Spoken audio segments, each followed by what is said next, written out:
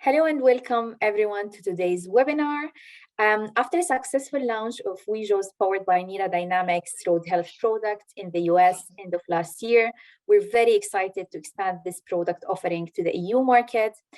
This webinar will be focusing on the transformative solution that aggregates data insights across roads so that governments can shift from reactive to proactive road safety and make informed infrastructure decisions.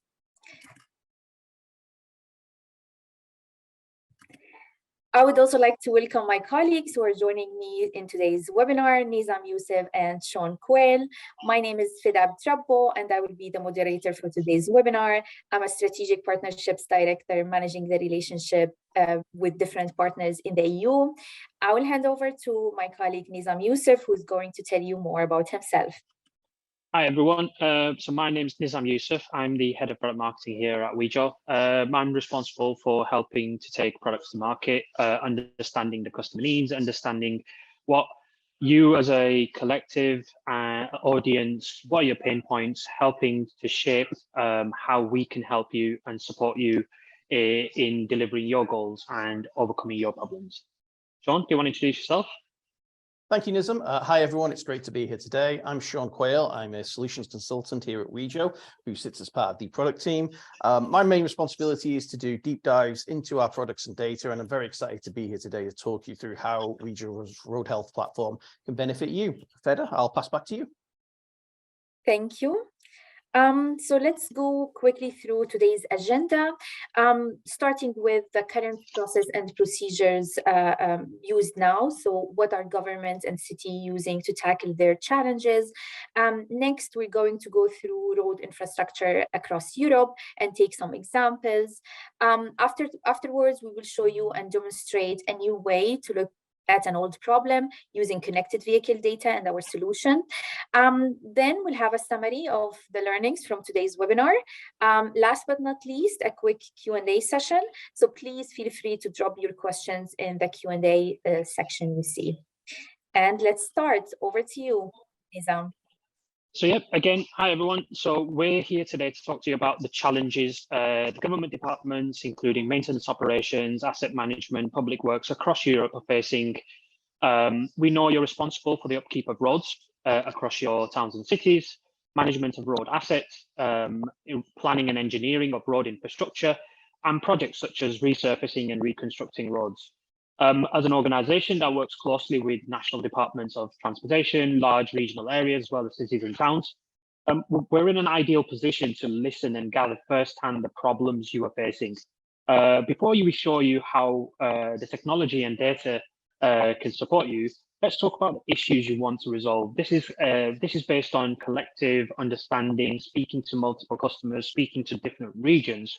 We want to understand if there's anything we've missed as well. So just let us know in the chat or get in touch with us after the webinar, and I'll share the details at the end and how you can do that. So to understand what the problems and challenges are, it's important to understand what maintenance operations, asset management, public works, and road engineering, as well as other industrial professionals working on road maintenance are responsible for.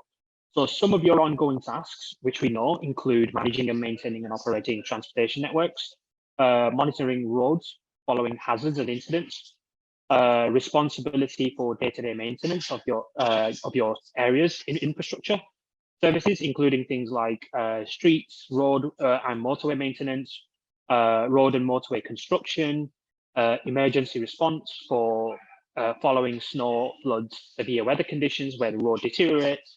Some of the process development and planning that you complete include things like collecting, interpreting, and assessing data in order to develop long-term maintenance programs for road assets, delivering analysis on condition of assets, cause of maintenance, age and degradation of the road asset, usage of road and highway network, and also investigation of structural deterioration. What resources do you need to manage this? So putting forward business case improvements and design solutions for extending the life and improving performance of the existing transport and infrastructure requires data. Preparation of asset management plans, including appraising and calculation of the life cycle cost And finally, prioritizing maintenance treatments against budget. So which roads do we maintain first? Which roads do we resurface? Making that decision based on the budget that you've got allocated. So we understand that this is the main crux of the job that you complete. So now that we understand the task in hand that you're going through, let's explore some of the challenges and problems you face. So road maintenance has traditionally been a difficult task to measure without physical human intervention or physical human involvement. Not knowing which roads are deteriorating, how fast, what consequences are for the community or the road users. Being asked to track inspection and work activities, respond quickly to the community needs and improve infrastructure performance. So, however, you have poor visibility of what is happening, and the feedback loop is either regular inspections or community feedback. So you have to wait for that information to come in before you can make any decision.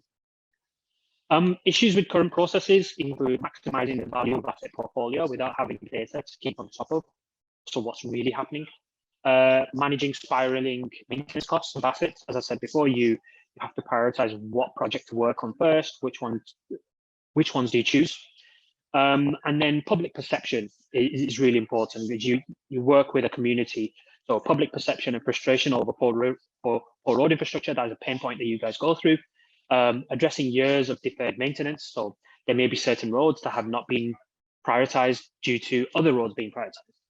And roads and motorways in poor conditions directly impact, you know this, that they directly impact the lives of ordinary citizens by increasing wear and tear on vehicles, driving up their repair costs, inflating travel times, and sometimes introducing new safety concerns that didn't previously exist. And finally, let's explore some of the goals and objectives that you and your teams are looking to achieve. So you want to provide sustainable and cost-effective solutions for your infrastructure challenges. You want to improve the public perception, as I said, of the maintenance, operation, and asset management and public works departments. Success would mean improve the road conditions, less accidents, better response times, and ongoing maintenance works, rather than saying that we're going to do a big project. You want to continuously maintain the roads as and when they're required, so that you can make the changes before they become severe. And we want to be, and one of the things that we really hear is you want to be more proactive in reducing deterioration rather than being reactive. So you can help save lives and cost as well as less in the long run.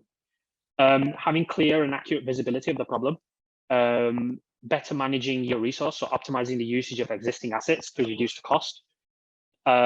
So how do you get that data to respond to all of this? So all of the things that we've just gone through, how do you get it at this moment in time?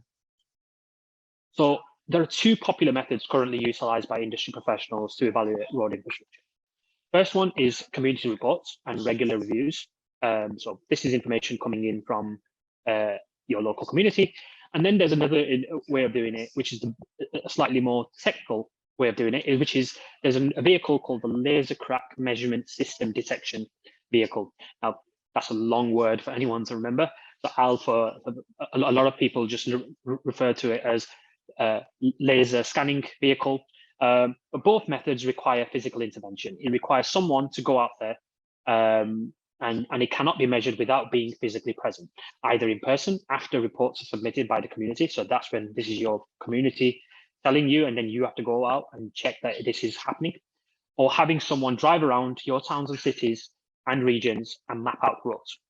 Now, the laser track management system, often referred to as an LCMS detection truck or laser road scanning vehicle, is the more technical solution of them both.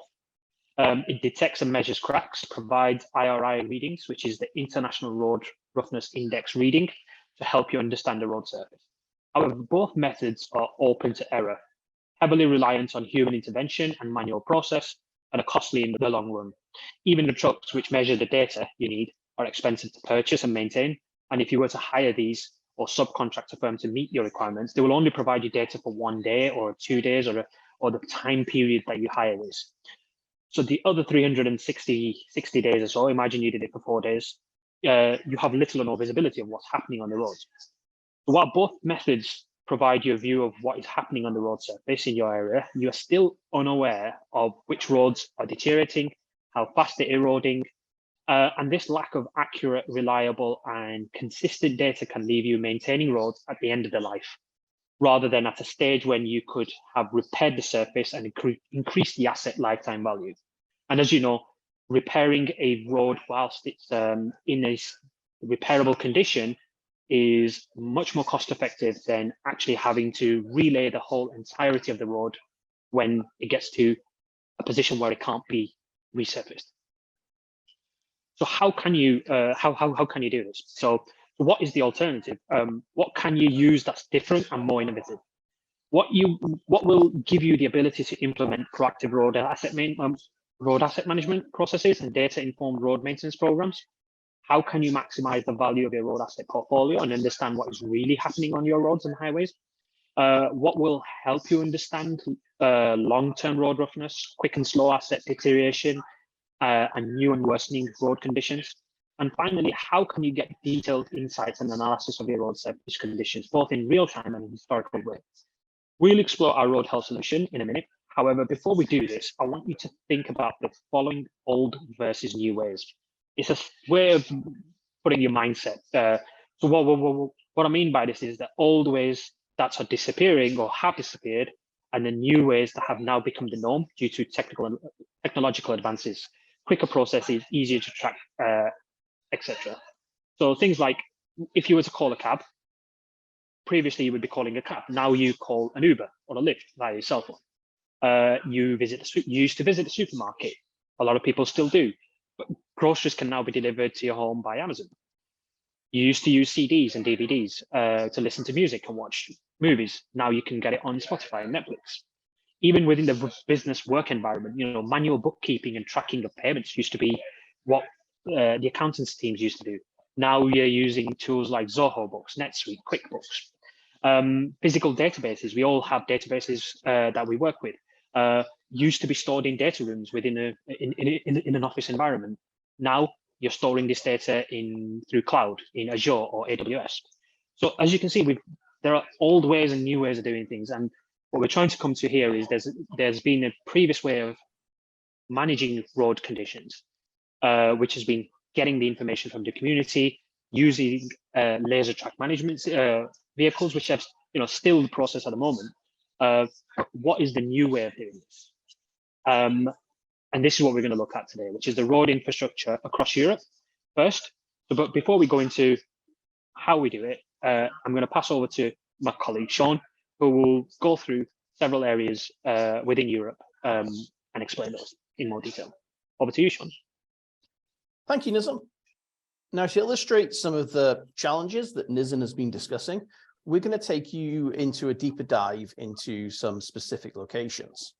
So we've pulled out 5 cities across Europe in which we are going to drill down further to look at some examples of roads in less than ideal condition, identified using our Wejo Road Health powered by NIRA Dynamics solution. I'd note that all of these locations are not typically names you might necessarily think of when considering European locations with below average load quality, and we selected them more or less randomly, but it highlights how you will find roads that have problems in pretty much any area. Next slide, please, Nizam. So first up, we have Geneva, and let's have a look at 2 locations that are located in the heart of the city, and both are arterials that feed onto principal routes. Now, this highlights the problem that it can be difficult to monitor all roads equally, and thus, even in a country like Switzerland, which World Economic Forum report back in 2019 had some of the best overall roads in Europe, there can still be issues that can be challenging to address. So firstly, Route Caroline runs north to south from the more principal route to Arcis, which we can clearly see from the image, the poorer conditions that persist for a large part of the street. And then Avenue de Frontenac connects to a heavily trafficked principal routes, but has surfacing issues and higher RII along its length. Both of these are good examples of how the ability to monitor the road quality situation beyond your class 1 and 2 roads can be really important. Next slide, please, Nizam. So next, we're going to look at Hamburg in Germany.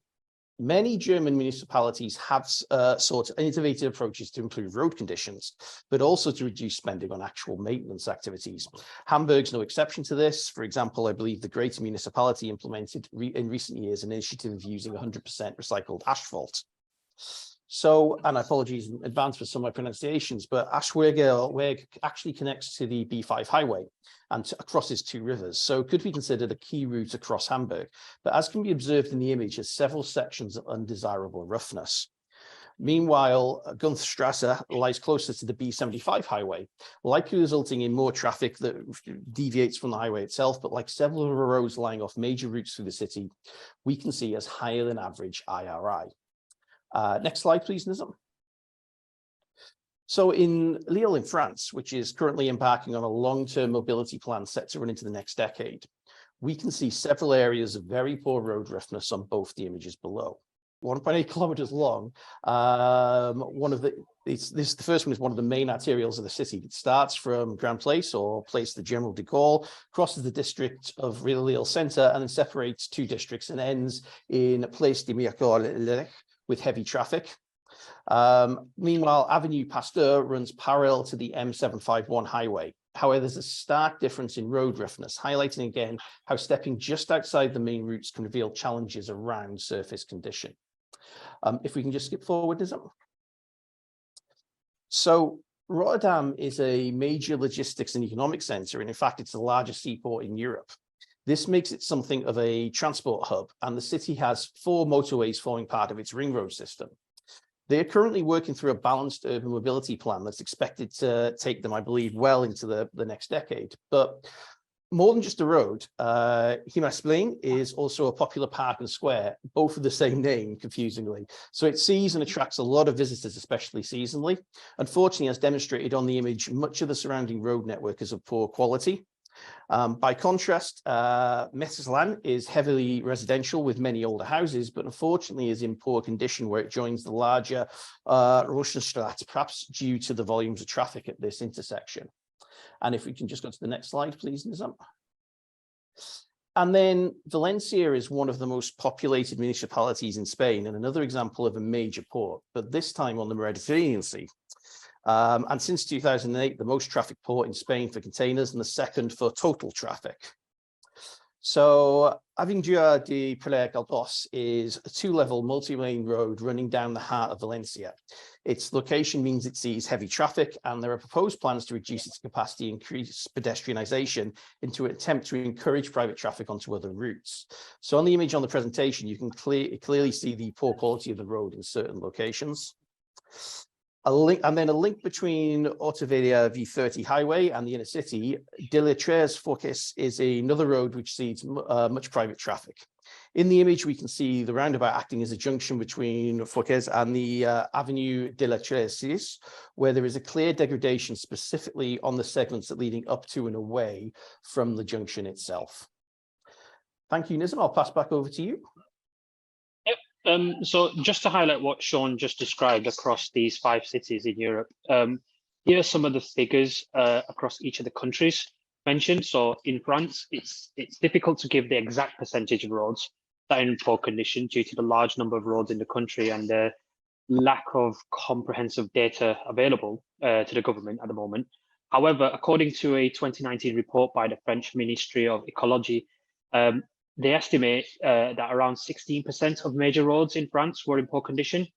In similar fashion, approximately 16% of roads in Spain are in poor condition, according to a 2020 report from the Spanish Ministry of Development.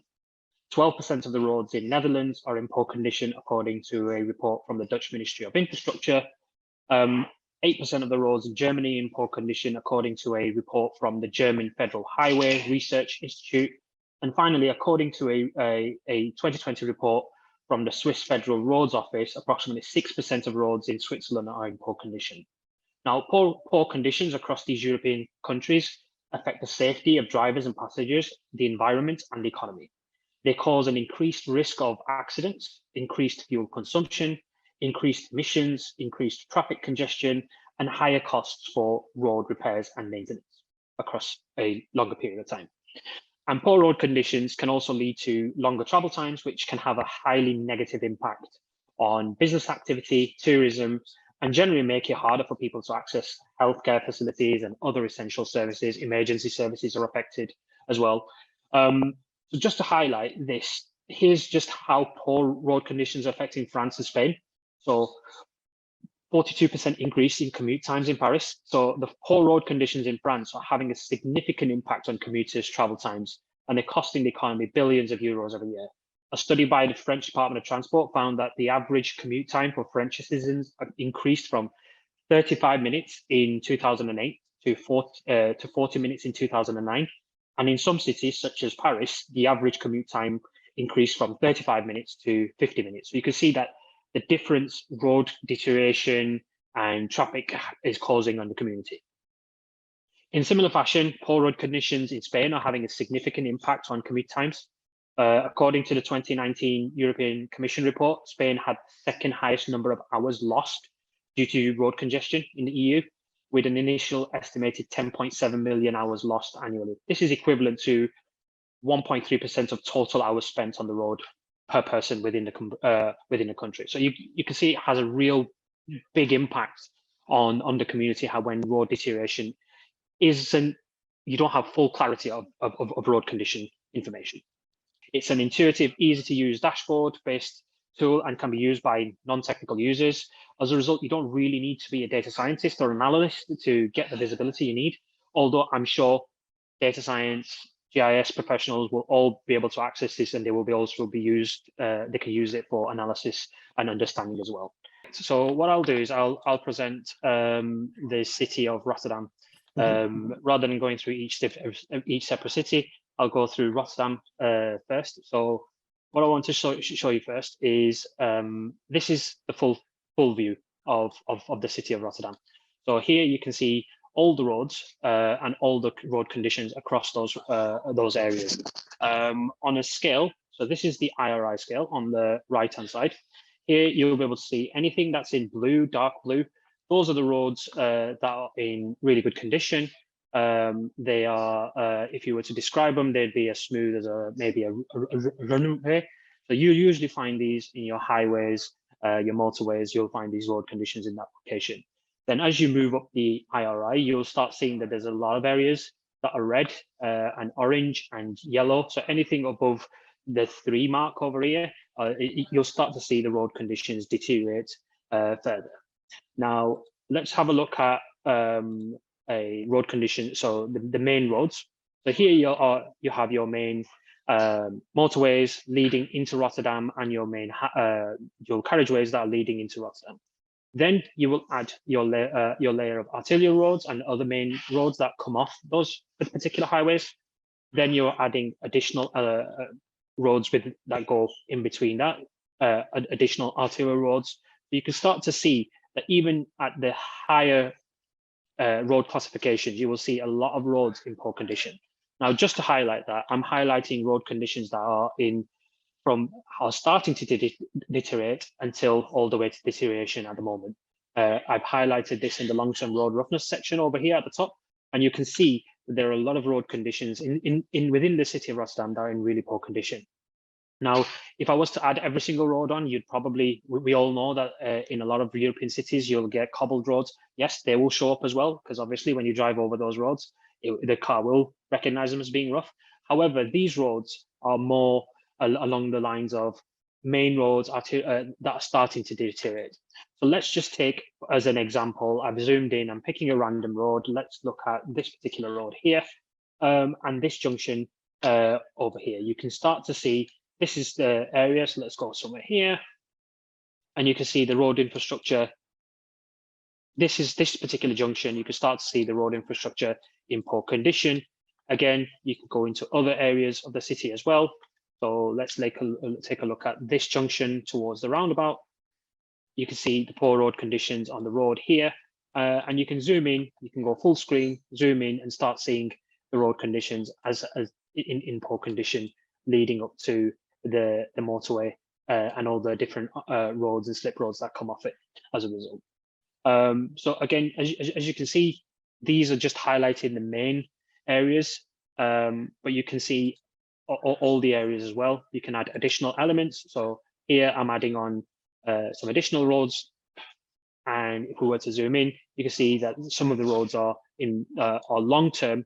When they're in red across a long-term period, you can understand that these are most likely going to be cobbled roads. However, you can also see some areas, for example, this road, where the road conditions are starting to deteriorate. You can see that roadworks have taken place to repair the roads. So you can see that these conditions are also in poor condition. So this happens across, you can zoom out. I'll try and go into, say, for example, Valencia now. But as Sean explained, Valencia is a transportation hub with imports and exports taking place from Valencia. So you can expect a large number of heavy goods vehicles coming in and out of the city. So it's really important that the maintenance of the road network is a high priority for the local community, the local businesses, and across Spain, where goods are going in and out from the port to support the overall economy in Spain. So as you can see, I've started to highlight some of the main roads coming in and out of Valencia. So you can see the A7, sorry, zoomed out. So let's zoom out a bit to look at Valencia. So as you can see, there are some main roads coming into the city. So there's the A3 coming into the city of Valencia. You can see a lot of the A3 is in good condition. However, as you approach majority of the junctions, you can start to see the roads are deteriorating with the IRI going further down in those particular areas. So it's really important that these are the areas with high traffic of roads, people coming in and out, braking. This can cause road deterioration. But if the local community isn't reporting this, and you are getting this information maybe yearly, or in some cases, local government will send out a laser track system maybe every 3 years, then you will get this information every 3 years. So you will have built this up, or when you personally see it yourselves, or you send out for inspections, you will see this information. However, with this particular tool, you can see this particular data that we've got explained here is from yesterday. And you can see that this particular junction over here, roads leading up to the junction and around this particular junction, you can start to see roads coming in and out have started to deteriorate. And as you can see, they're in the green section. And as you approach other roads that come off it, for example, let's take a look at this particular roundabout. This roundabout is really important because it leads on to, again, the A3, and you can see that information there as well. So let's take a look at that, and you can see the road conditions in poor conditions. As you can see, they've really worn out. Whilst there's no potholes or anything on the road, you can see, again, leading in and out of the city, these roads have become high congestion traffic areas that you can see the roads are starting to deteriorate. So this information, again, as I explained, we're looking at it from the perspective that you can see this information when you need it, when you want it. You can also get alerts as to when the road conditions start to deteriorate. So it allows you access to the information you need to make decisions around what roads to prioritize. If roads are leading up to commercial hubs within your community, you know that is going to have an effect on the business coming in and out of the country. Same with the community. If there's residential areas where you can see a large number of traffic going in and out, you'll get this in commuter areas. It's really important that you stay on top of this, and this information, this particular tool will allow you to do that.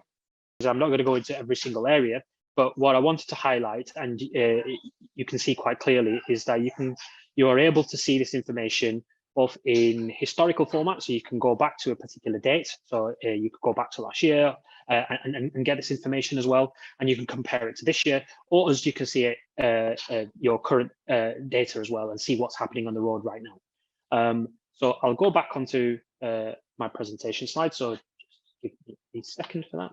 So just to show you some of the main learnings from looking at this product.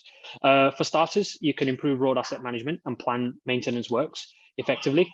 So national roads and motorways, connecting roads and public transport routes, they are all valuable assets, often with a design life of many years. But due to wear and tear, as well as adverse weather conditions and incidents, these roads start to degrade from the moment they're installed.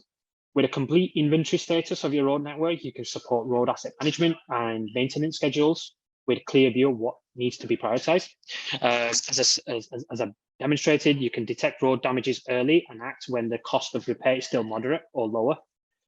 You can identify anomalies such as higher road wear on certain locations in comparison to surrounding road segments. And you can get alerts for sudden damages to road infrastructure and identified segments of a particular road degenerating unusually fast. And understand coming forward, we've got new features that are coming, so you'll be able to understand potholes, bumps, and roads as well coming further this year. In addition to that, you can also help to reduce accidents across your road network and improve safety for all. So demonstrate your commitment to community safety with a data-driven safety enforcement program and make travel safer for drivers, passengers, and pedestrians. Get a detailed view of road surface conditions by understanding road friction, roughness, and road bumps. Get alerts for when roads are deteriorating unusually fast, and highlights of where poor road conditions are located so you can respond quickly. And also one of the main things that we're learning while speaking to different national departments, transports and government departments and local communities and many different organizations is the shift people want to have to the way safety is measured. So at the moment, it's very reactive, learning what's happening on the road and then making a difference. But now you can become more proactive in your approach, which in turn can help you with wider road safety goals across your communities. You can demonstrate your commitment to community safety with as I said, data-driven program, which is really important. So finally, before we take questions, I wanted to leave you with some questions to ask yourself and your colleagues. So which roads should you focus on in your town and city? Are you aware of those? Which roads are deteriorating the most in your country or region? So which highways have the poor road conditions? Which local roads, which arterial roads are affecting your community the most? How fast are these roads deteriorating? So understanding when they started and when they finished, and how, when works have taken place, are you able to see that the road conditions have been improved? Where are the worst bumps and road roughness in your area? And how are they affecting road users across your community? So these are just some of the few questions to think about if you want to discuss these with your colleagues. Let me see if we've got any questions at the moment. Yep, so one of the questions we've got is, if I wanted to understand how roads are becoming progressively rough over a few months period, how can I do that using your products? Sean? No worries, I can take that one. Yes, so the product itself I think as we mentioned, provides daily aggregates of data. So it will provide up to yesterday's data, but you can actually go back in time using the dashboard and actually look at earlier points in history if you want to as well. So for instance, well, as default, when you load up the dashboard, it will show you the data up till yesterday. You could actually set the date to look back 3 months ago and see what the difference in the IRI for a particular road segment was if you wanted to determine changes over time. And that might be useful to understand if you've had a road repaired, how quickly is it degrading, for instance, and what is the change? One of the questions that we've had is, I can see this being particularly useful for rural areas. Do you want to highlight some of that, Sean? Yeah, absolutely. And I think what's important with this product is, you know, you've seen from Nizam's demo the sort of coverage that you can get out for a particular area. And we know, and this is a really good observation as well, I would say, Glenn, because we know that a lot of authorities might have good data for perhaps class 1 and 2 roads, but where it becomes less cost effective to employ things like laser scanning vans is on those rural areas, on those smaller, less trafficked routes. And so that becomes a lot more reliant on manual reports, such as a member of the public perhaps reporting that a road is in poor condition. The benefit of Wejo's Road Health powered by NIRA Dynamics is that it can provide you information on all of those roads that typically you wouldn't necessarily have data readily available on. And it can really allow you very easily to pinpoint those areas such as rural that are in poor condition without waiting for either a report from a member of the public or manually actually checking a road yourself. Yeah, just to add to that, one of the things that we have seen when speaking to organizations is that the laser track systems that they send out, they usually focus those on highways and arterial roads and roads coming off the highways. So because they have a short period that they contracted to, they will focus on those roads. Now, when they do a wider study, it's much more costly to manage and map out all the roads within the community. And again, you will find that they'll focus on urban areas, so the rural areas are usually missed. So with this data, you can get this information. As I said, I moved quickly from Rotterdam to Valencia, as I said, and you can get that information across those areas, and you can go out to the cities and where roads, where the vehicles have gone over in those areas. Another question that we've got is, can you view traffic data alongside the data for road roughness? Sean, do you want to take that one as well? I can do, certainly. And yes, absolutely. The answer is yes, absolutely you can. So we've looked today at the data available through the dashboard, which is browser-based and very accessible. But the data is also available through an API. So it's absolutely possible that you could take the data through an API and then also load in traffic data through into the same system, for instance, assuming you're using some sort of GIS or spatial visualization tool, and combine both data sets to look at perhaps where road roughness is influenced by heavier traffic, or where certain driver behaviors are perhaps influencing road roughness, for instance. So yeah, it's perfectly possible to combine this data set with other sources of data to build a complete picture. And then I'm going to take a final question from the list, and I do apologize if I've missed your question. We will try and reach out to you directly to answer any of those. Has this data been validated to actual measurements from a laser scanning vehicle, and how does it compare? So the answer to that is absolutely yes, because we realize how important validation is. So one example is that in the US, Purdue University in Indiana did actually a study by comparing the data from NIRA's road health platform to a laser scanning vehicle, by actually employing a laser scanning vehicle to scan the same roads and then validating that data. And that is a white paper available, which actually shows a very strong correlation between the data from the road health solution and an actual laser scanning vehicle. We can make that available for participants of this webinar.